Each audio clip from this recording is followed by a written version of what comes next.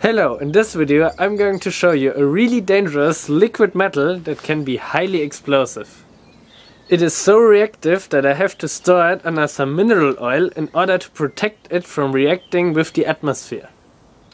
To start, let's see what happens when one drop falls into some water.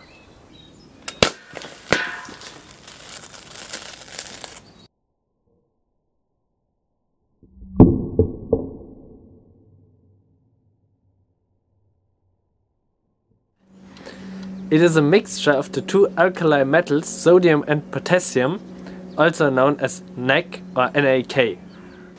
Now that we know how dangerous this is, let's see what happens when I put my hand in there, which primarily consists out of water.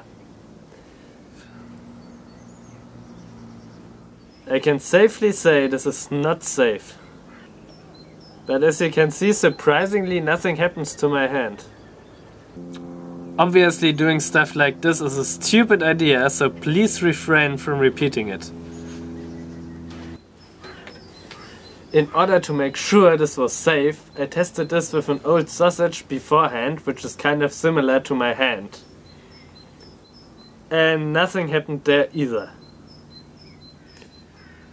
But why can I do this without getting hurt? There are several reasons. First, the oil that has to be on top of the metal also protects my hand from the metal somewhat. Also, if we add a drop of water to an excess of NaK, the reaction isn't nearly as explosive. That is because the reaction products need to dissolve in an excess of water for an explosion to happen. The reaction products sodium and potassium hydroxide quickly form a saturated solution in the water droplet and inhibit further reactions. Luckily there is not enough available water on the surface of my skin for an explosion to happen. Now I just have to figure out how to get the remaining NaK from my hand without it blowing up. Before I will do more explosions with the NaK, let's quickly see how this is made. You start with the solid metals sodium and potassium and weigh out the same number of atoms for both of them. In this case, I weighed out 3.8 septillion atoms of each. Write a comment if you can figure out the weight of 3.8 septillion atoms of sodium and potassium. After that, you just mix them under some mineral oil until they turn into a liquid. This is actually quite difficult and I managed to break a knife with it.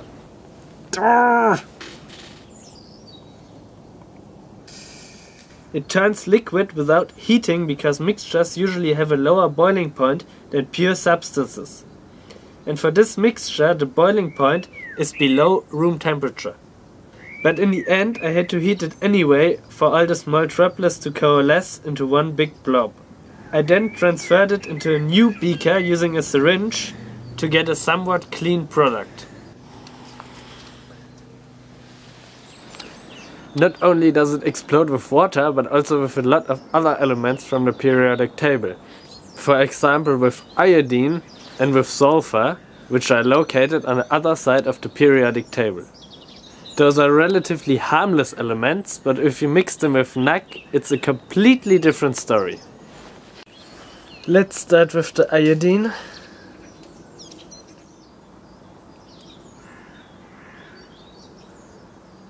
Three, two, one.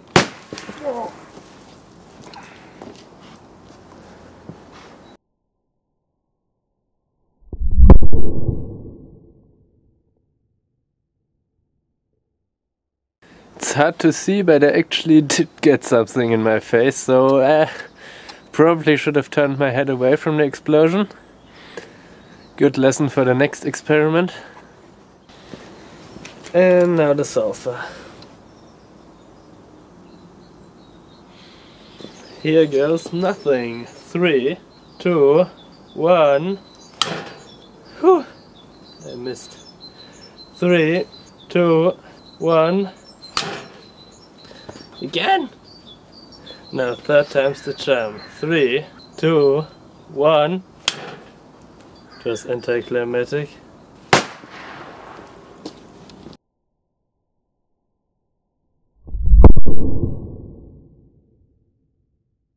There we go. Another liquid that makes quite a spectacular explosion with the NaK is the highly toxic tetrachloromethane. If we mix the two liquids in a test tube, you can see they don't react immediately.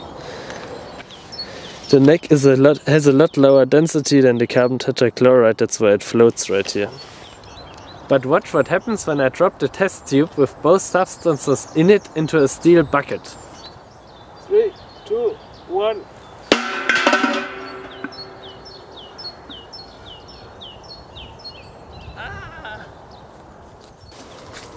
After this epic failure, I've decided I will just drop it from the roof on this stone plate right here.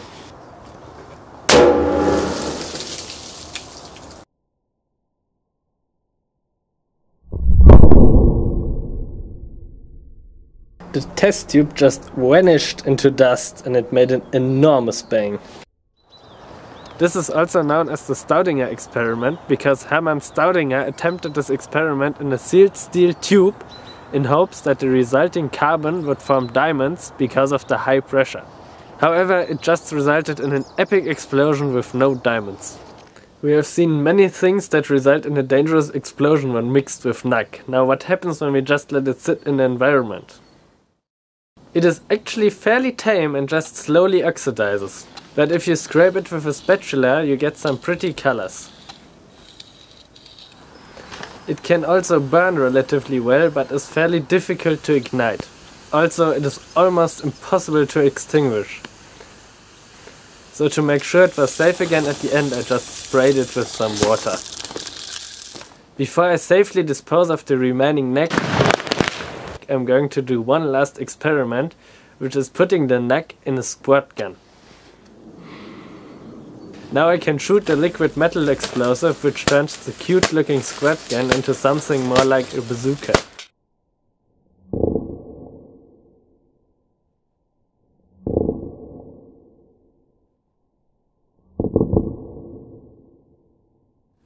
This is obviously very dangerous, cause now I need to figure out how I can safely dispose of the NaK contaminated squirt gun. Luckily I know of an elegant way.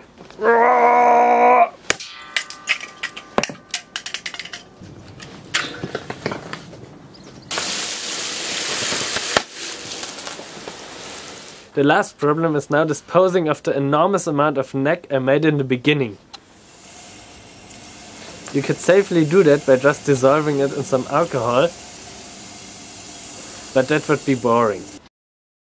So I'm going to drop it all at once into some water.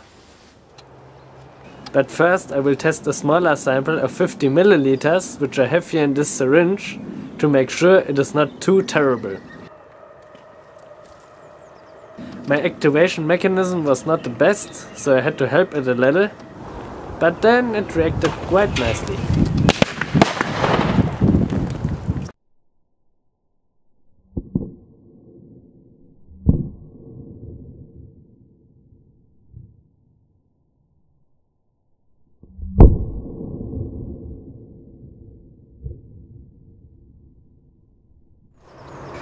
I then poured as much as I possibly could in the dog food can and then pulled it into the water.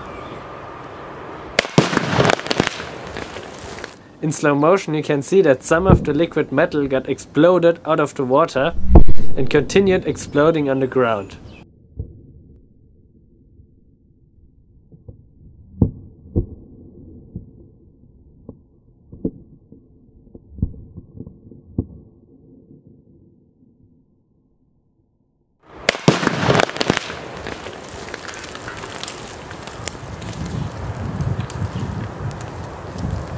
If you've noticed a difference in editing style compared to my previous videos, that's thanks to Ricarda, who will be doing the editing on this channel for now. So big shout out there. If you want to see more content like that, make sure to subscribe and hit the bell so you don't miss it. Tell me in the comments what was your favorite experiment of the ones I have shown in this video. Leave a like and thanks a lot for watching.